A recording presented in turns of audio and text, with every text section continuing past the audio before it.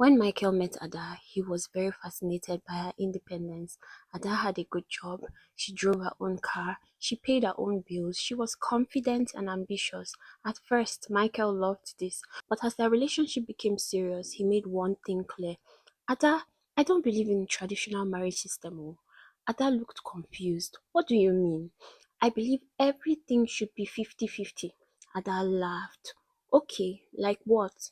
Everything. He emphasized the word rent, food, utilities, vacations, car maintenance, everything. Ada was surprised. Most men she knew preferred the traditional approach, but Michael was different. If that is what you want, okay, she replied. Michael smiled.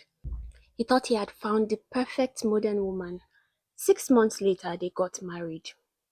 At first, everything worked perfectly. Every month, they split the bills. When they went shopping, they divided the receipts. If groceries cost 50,000 naira, Michael would pay 25,000 and Ada would pay 25,000. When Michael's car needed repairs, half came from him and half came from Ada. When they traveled, half from him, half from Ada. When the washing machine broke, half from him, half from Ada. The arrangements became their lifestyle. Friends often joked about it, but Michael was proud. We are equals. Ada would simply smile. She never complained, never argued, never questioned the arrangement. Years passed, everything remained 50-50, or so Michael thought. 3 years into the marriage, Michael brought up the topic. I think it's time we have children. Ada nodded. Okay. Michael expected excitement. Instead, she seemed strangely calm. Months passed, then a year. No pregnancy. Another year, still nothing. Michael became worried. Friends started asking questions. Parents started asking questions. Family members whispered, what is happening? Why don't they have children yet? Michael felt embarrassed. One evening, he sat beside Ada. I think we should see a doctor. Ada agreed. Then they went for tests. The results came back. Both were healthy. Everything appeared normal. Michael became frustrated. If we're healthy, why isn't it happening now? Ada simply shrugged. I don't know. One evening, Ada walked into the living room carrying documents. Michael looked up. What is that? Ada sat down calmly. I found a solution. Michael smiled. Finally, he thought she was going to discuss fertility treatment. Instead, she placed a file on the table.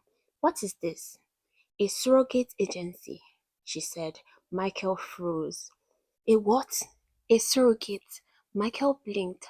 Ada, what are you talking about? Ada crossed her arms. You said we do everything 50-50. Yes, so carrying a child shouldn't be entirely my responsibility. Michael stared at her. She continued, the surrogate will carry the pregnancy. We will both contribute 50% of the cost. Problem solved. Silence filled the room. Michael couldn't believe what he was hearing. You can't be serious.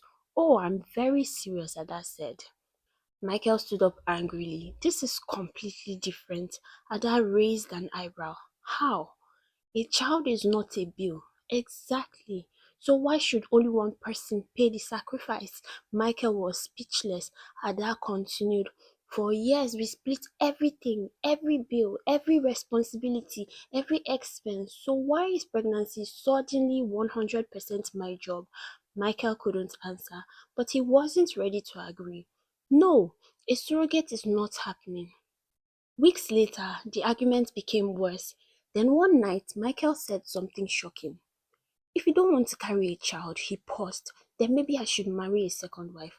Ada slowly turned towards him. What did you just say? A second wife? Ada laughed. Not because it was funny, but because she couldn't believe it. So only you get a second wife? Michael frowned. What do you mean? You said we do everything 50-50. Yes, so if you marry another spouse, I should also get another husband. Michael nearly exploded. That's ridiculous. Ada smiled. Why? Michael had no answer. Soon, both families became involved. A huge meeting was arranged. Parents, uncles, aunties, everyone gathered. Michael explained his frustration. Ada explained her position. The room erupted into arguments. Most people sided with Michael. A woman should carry her own child. Marriage is not mathematics. You cannot outsource motherhood. Pressure came from every direction, but Ada refused to move. Then her mother asked the question everyone wanted answered. Ada, tell us the truth. Why are you refusing?